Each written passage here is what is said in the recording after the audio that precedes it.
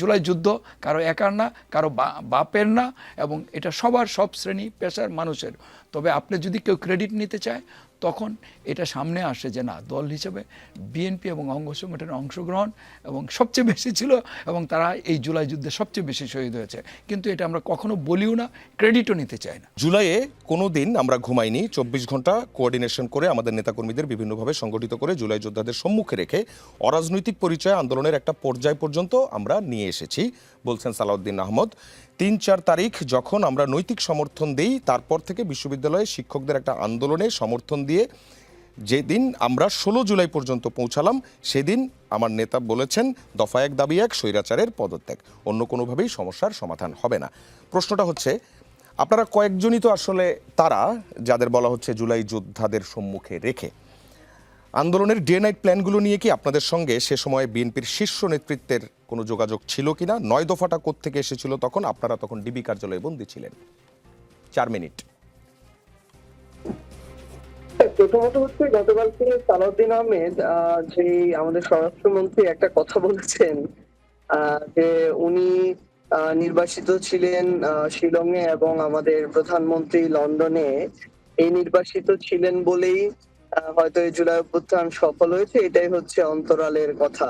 এটা খুবই হাস্যকর, এবং এটা বলে তারা নিজেদের ক্রেডিবিলিটি, মানে আমরা তো এটা কখনোই অস্বীকার করি না যে বিএনপি হচ্ছে বা ছাত্রদল এই জায়গায় সক্রিয় অংশগ্রহণ করেন বা তাদের অবদান ছিল না, অবশ্যই ছিল। এবং শুরুর দিনগুলো থেকেই ছাত্রদলের সাথেও যেমন একটা কমিউনিকেশন হতো, শিবিরের সাথেও একটা কমিউনিকেশন ছিল, বিভিন্ন ছাত্র সংগঠনের সাথে কমিউনিকেশন ছিল, এবং পরবর্তীতে রাজনৈতিক দলেরও কিছু কিছু মানুষের সাথে একটা কমিউনিকেশন ছিল। কিন্তু সেই জায়গা থেকে যে কথাটা তিনি বললেন, মানে এরকম যদি হতো তাহলে এই নির্বাসিত তো তারা 1 যুগের বেশি সময় ধরে ছিল, তাহলে তখনই তো তাদের নেতৃত্বে এরকম একটা গণ অভ্যুত্থান হয়ে যাওয়ার কথা ছিল, সফল আর কি, সেটা তো হয় নাই। ব্যাপারটা আসলে এরকম না। ব্যাপারটা মানে রিয়েলিটি একটা মেনে নিতে হবে। কি জানেন, বাংলাদেশের গতানুগতিক যে রাজনৈতিক দলগুলো ছিল, আওয়ামী লীগ এই স্বৈরাচারের উপরে মানুষের যেমন বিরক্তি ছিল, কিন্তু মানুষ যে আস্থা রাখবে এইরকমও একটা ফোর্স তাদের সামনে ছিল না যেটার উপর আস্থা রাখতে পারে, কারণ এই ফোর্স গুলোই বিগত সময় তাদের সাথে আস্থার প্রতিদানটা দিতে পারে নাই। তো সেই জায়গা থেকে তাদের ডাকেও হয়তো তাদের নেতা কর্মীরা নেমেছে, কিন্তু গণমানুষ রাস্তায় কিন্তু নেমে আসে নাই। এই কারণে এই ধরনের কোনো আন্দোলন অভ্যুত্থান এগুলো সফল হয় নাই।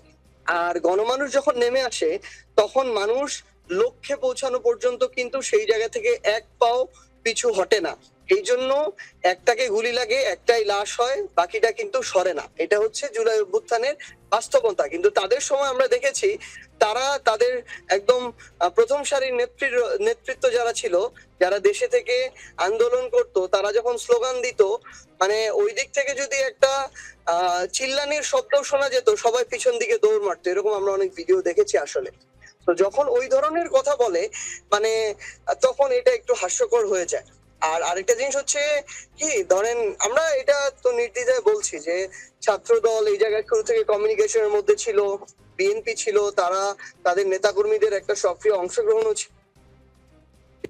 যদি এরকম বলা হয় যে জনাব তারেক রহমান 16 তারিখে দফা 1 দাবি 1 স্বৈরাচারের পদত্যাগে ঘোষণা দিয়েছিল বলে এই অভ্যুত্থান সফল হয়েছে, এটা একটু বাড়িয়ে বলা হবে, অতিরঞ্জন, মানে যেটার কোনো ভিত্তি নাই এরকম হবে আর কি। কারণ এরকম বক্তব্য বিএনপির পেজে জনাব তারেক রহমানের অনলাইন বিভিন্ন বক্তব্যের এর আগে অসংখ্যবার ছিল। আসলে তারা বিরোধী দলের তখন রাজনীতি করত, সেই জায়গা থেকে এই বক্তব্য তাদের অনেকবারই এসেছে, অনলাইনে অফলাইনে বিভিন্ন ভাবে। আসলে ব্যাপারটা যেই জায়গাটাতে হচ্ছে যে এই অভ্যুত্থানের সময় যারা সামনে ছিল, এবং এই সন্তানেরা, এই ছেলেমেয়েরা, এই শিক্ষার্থীরা, তাদের উপরে বাংলাদেশের গণমানুষের একটা আস্থা ছিল। গণমানুষ রাস্তায় নেমে এসেছিল। রাজনৈতিক দল ওই নিজের দলের নেতা কর্মীদেরকে কর্মসূচি দিয়ে হোক, বিভিন্ন লোকজনকে বিভিন্ন ভাবে ম্যানেজ করে হোক, নিয়ে এসে কর্মসূচি করে। ওই কর্মসূচি এক জিনিস, আর গঠন রাজপথে নেমে আসে সেই জিনিসটা কিন্তু আরেক জিনিস। তো দুইটার মধ্যে আসলে আকাশ পাতাল পার্থক্য রয়েছে। তো ব্যাপারটা হচ্ছে যেটা, যে এই দুইটাকে আসলে মানে বুঝতে হবে, এই দুইটার পার্থক্যটা। তো আমরা যে জিনিসটা আসলে বলতে চাই, যে আমরা এখন এই কে কতটুকু করেছে না করেছে, কে থাকলে হতো কে থাকলে হতো না, এই ক্রেডিট ভাগাভাগিটা আমাদের মনে যাওয়া উচিত না। আমাদের মানে আলোচনাটা হচ্ছে পরের ধাপে হোক। জি, পরের ধাপে এত আলোচনার কষ্ট কথা। করলাম সব। জি, পরের ধাপে আলোচনার আমি কথা শেষ বলছেন। জি জি, 10 সেকেন্ড। জি, মানে আমাদের আলোচনাটা হওয়া উচিত যে আগামীতে এই যে জুলাইয়ের আকাঙ্ক্ষাটা ছিল, এই যে এত মানুষ নিপীড়িত নির্যাতিত হলো, আমরা কিভাবে একসাথে মিলে ঐক্যবদ্ধভাবে দেশটাকে গড়ে তুলতে পারি। জি, ধন্যবাদ। আখতারুজ্জামান বাচ্চুর কাছে যদি আবার আসি, আপনি এখন এই যে যুক্তিতর্কের যে অংশটি, সেই অংশটিতে আপনি বলতে পারেন, যেমন সার্জিস আলম সবশেষ যেই কথাটি বললেন যে এই সব কিছু বাদ দিয়ে সামনের দিকে এগোনোর যে প্রচেষ্টা, সেই প্রচেষ্টায় আপনারা যেতে পারেন কিনা, এটি যেমন আছে, এবং আরও কয়েকটি পয়েন্ট আছে, যেমন বিএনপি ইনসিকিউরিটিতে এক ধরনের হীনমন্যতায় বিভিন্ন রকমের কথা বলছে, এটাও যেমন তিনি বলছেন ট্যাগিংয়ের রাজনীতি ফিরিয়ে আনছেন, এটারও অভিযোগ বলা হয়েছে।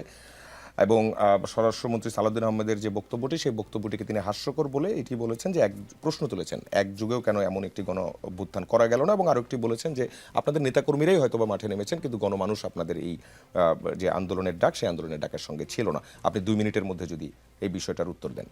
সার্জিস আলম যে কথাটি বলেছেন সেই কথাগুলি মানে প্রতিটি কথায় উনি বলেছেন হাস্যকর, সালাউদ্দিন সাহেবের বক্তব্য, কিন্তু আমি দেখছি প্রতিটি কথাই হাস্যকর। কারণ হলে ওনারা এই যে উনি শেষে যে কথাটি বলেছেন যে আমরা সবাই মিলে ঐক্যবদ্ধ হয়ে করি, কাজ করি, দেশটাকে এগিয়ে নিই, এটা তো মাননীয় প্রধানমন্ত্রী আহ্বান জানিয়েছেন সরকার গঠনের পর। আপনি দেখবেন যে সরকার নির্বাচনে বিজয়ী হওয়ার পর কোনো দলের প্রধান, যিনি প্রধানমন্ত্রী হবেন, তিনি সব রাজনৈতিক দলের নেতাদের বাসায় গিয়েছেন। এনসিপির প্রধান নাহিদ ইসলামের বাসায় গিয়েছিল মাননীয় আজকে যিনি প্রধানমন্ত্রী জনাব তারেক রহমান, সেখানে কিন্তু আমিও উপস্থিত ছিলাম। উনি জামাতের আমির সাহেবের বাসায় গিয়েছেন এবং সবসময় কিন্তু সংসদে বলছেন যে সংসদে কিন্তু উনি মাননীয় প্রধানমন্ত্রী বক্তব্যও বলেছেন, দেখেন যে আমরা ব্যর্থ হলে আপনারা ব্যর্থ, আপনারা ব্যর্থ হলে আমরা ব্যর্থ। ফেসিবাদ কোনোভাবেই আমরা কিন্তু চাই না যে ফেসিবাদ ফিরে আসুক, কোনো ধরনের এরকম মানে ভুল, আমাদের কারো কোনো ছোটোখাটো ভুলের কারণে ফেসিবাদ ফিরে আসুক। আমরা চাই না ফেসিবাদ ফিরে আসুক, আমরা এটাও চাই না যে মৌলবাদ ফিরে আসুক। বাংলাদেশ একটি যে মানে সার্জিস আলমের শেষের কথার সুর মিলিয়ে আমি বলতে চাই যে আকাঙ্ক্ষা নিয়ে জুলাই বিপ্লবে মানুষ অংশগ্রহণ করেছিল, সেই আকাঙ্ক্ষা বাস্তবায়নে আমরা কাজ করি। জুলাই চেতনা ফেরি না করি। যদি জুলাই, আপনি যে প্রশ্নটি করেছেন, ওনারা ডিবি কার্যালয়ে বন্দী ছিলেন, এই আন্দোলনটা কারা করেছেন? শুধু এনসিপি করেছেন? শুধু জুলাই যারা ঘোষণা দিয়েছেন বা এই সামনের সারিতে যারা যে কয়েকজনকে আপনারা চিনেন তারাই করেছেন?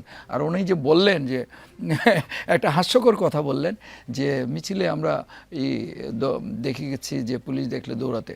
আপনি এত গুম হয়ে কারা হয়েছে, এত খুন কারা হয়েছে? একটা আন্দোলন কিন্তু আপনি দেখবেন যে কখনো কোনো আন্দোলন অল্প সময়ের মধ্যে সফলতা লাভ করে, কোনো আন্দোলন কখনো দীর্ঘ সময় লাগে একটা সফল পরিণতির দিকে যেতে। আপনার বাংলাদেশে 9 মাসের মুক্তিযুদ্ধে স্বাধীন হয়েছে, কিন্তু 17 বছর লেগেছে হাসিনাকে সরাতে, এরশাদকে সরাইতে 9 বছর লেগেছে। বেশি কারা ত্যাগ স্বীকার করে? জি, 20 সেকেন্ড। আমার বাসা রামপুরা টিভি সেন্টারের পিছনে আপনি দেখবেন যে আমরা কিন্তু কোনো ভিডিও ফুটেজের জন্য এই আন্দোলনে নামি নাই। আমি আন্দোলনে ছিলাম হেলিকপ্টার থেকে, আমার বাসার ছাদের উপর ওই বনশ্রী এলাকায় হেলিকপ্টার থেকে গুলি ছোড়া হয়েছে, নিচ থেকে গুলি ছোড়া হয়েছে, এবং আমরা আন্দোলনের সম্মুখভাবে বাগে ছিলাম। আমি ছিলাম, আমার সন্তানেরা ছিল, আমার ভাইয়েরা ছিল, বিভিন্ন শ্রেণী পেশার, বিভিন্ন বয়সের। এমনকি আমার 5 নম্বর রোডে একজন কাপড় ইস্ত্রি করতেন, উনিও মারা গেছেন। আমার মেয়ে বিশ্ববিদ্যালয়ে পড়ে, ছেলের বয়স 4 বছর, আমার ছেলের বয়স হলো 10-11 বছর, সে তখন 4-এ পড়তো, এখন 6-এ পড়ে। আমার ছেলের বয়সই আমার পাশে মারা গেছে, এবং তাকে নিয়ে এই O2 দিয়ে হাসপাতালে পাঠানো হয়েছে, এবং যে বলেছে একজনকে মারে একজনকে আর কেউ নড়ে না, এটি আমার নিজের চোখে দেখা। এবং আমরা নিজেরা যুদ্ধ করে এই দেশটা, মানে জুলাই যুদ্ধ কারো একার না, কারো বাপের না, এবং এটা সব শ্রেণী পেশার মানুষের। তবে আপনি যদি কেউ ক্রেডিট নিতে চায়, তখন এটা সামনে আসে যে না, দল হিসেবে বিএনপি এবং অঙ্গ সংগঠনের অংশগ্রহণ এবং সবচেয়ে বেশি ছিল, এবং তারা এই জুলাই যুদ্ধে সবচেয়ে বেশি শহীদ হয়েছে। কিন্তু এটা আমরা কখনো বলিও না, ক্রেডিটও নিতে চাই না।